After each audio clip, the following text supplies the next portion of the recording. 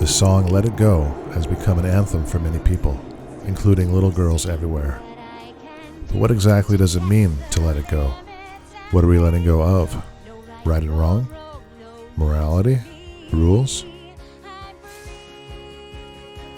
In 2013, Frozen became the highest-grossing animated film of all time.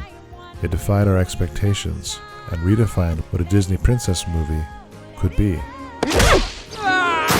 Part of the appeal of Frozen was that it broke the mold and even mocked some of the cliched storylines from previous Disney princess movies. You mean to tell me you got engaged to someone you just met that day? Yes, pay attention. For the first time in, well, forever, a Disney princess wasn't saved by a handsome prince. In fact, the handsome prince ended up being the bad guy, and the real love interest does not come to the rescue in time. Anna saves herself. Her act of true love, sacrificing herself for her sister, Anna! saves her own frozen heart. An act of true love will thaw a frozen heart. The song Let It Go was originally intended to be a villain song. That is true. We wrote a draft where she kidnapped Anna from her own wedding and took her up to her castle to freeze her heart. In traditional Disney movies, this would be the part of the film where the villain steps forward and really lays out their devious intentions. We're gonna kill him. And Simba, too. Through song, of course. Be prepared! And don't underestimate the importance of body language. If you think about it, it still is, in a way, a villain song. Elsa is letting go of her desires to be the good girl and letting her powers run rampant. She doesn't care what anyone thinks. And when her sister tries to help her,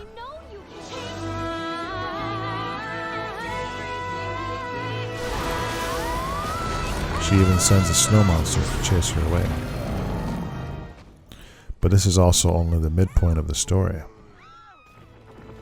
Let It Go is different from other villain songs because it was written in a way that makes you care about Elsa. The story was very much in flux, and we sometimes Elsa did villainous things, and sometimes she was the protagonist.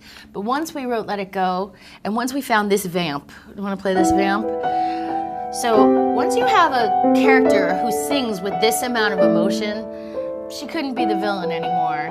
And we put ourselves in the mindset of someone who would leave everything behind and be stuck out on a mountain, and how cold and scared she would be at that moment, and singing, "The snow glows white on the mountain tonight." And realize that this letting go of the pain of the past was a necessary step in her journey and healing. I said enough! No rules may sound like freedom, but when Elsa learns what she has done with her unleashed powers, she realizes that she is still hurting people, even after trying to run away. No, I can't. I don't know how. She is still not free. Her parents' deaths caused the rules they made in haste to last much longer than they probably should have. Conceal it. Don't feel it. Don't let it show. She needs to reevaluate those rules. Frozen is loosely based on a fairy tale from Hans Christian Andersen called The Snow Queen. In that story, the Snow Queen is clearly the villain and kidnaps a child while his sister tries to get him back. Elsa could be seen as both the Snow Queen and the kidnapped child that her sister is trying to find and bring back. This is a love story between sisters. Each are the hero and the obstacle to the other's progress. Anna wants her sister's love and to open the gates. Elsa wants her sister's forgiveness and to control her own powers. In her attempt to conceal, don't feel, Elsa buried many emotions that eventually come bursting out once she lifts her own ban, including the memories and emotions associated with the snowman Olaf. The song Do You Want to Build a Snowman is of course not really about building a snowman, but is really asking, do you want to build a relationship? Do you want to be sisters again? Olaf is a symbol of the simple childlike love that they had as little girls, and then buried out of fear for many years. Hang on, Olaf's personal flurry is an example of a balance of power and finding a way to preserve a relationship that seems destined to melt away.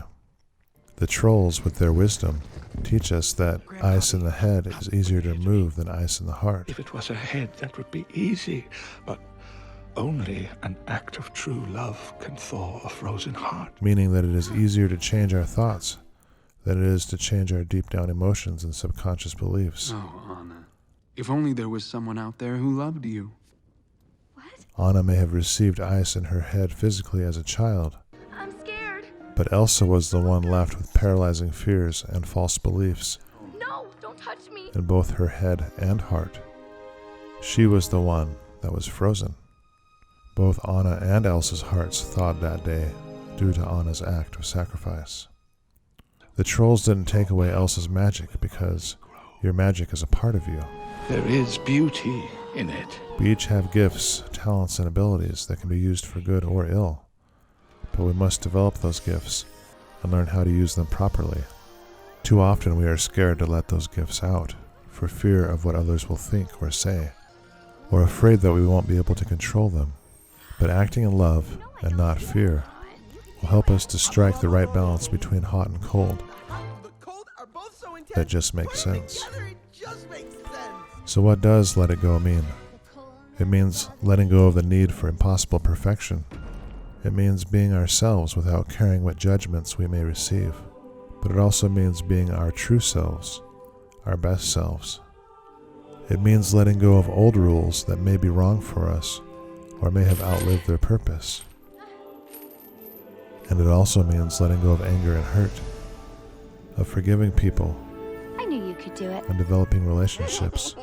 Love is putting someone else's needs before yours. Of finding out the truth Of course. and moving forward in harmony with that truth. Of setting your own rules. Life is constantly changing and evolving. Each day is a new chance to learn from the past and choose to try again. Will we remain frozen in the past, or allow sunlight and love to thaw our hearts and minds? Because love is putting someone else's needs before our own. And that is the moral of the story.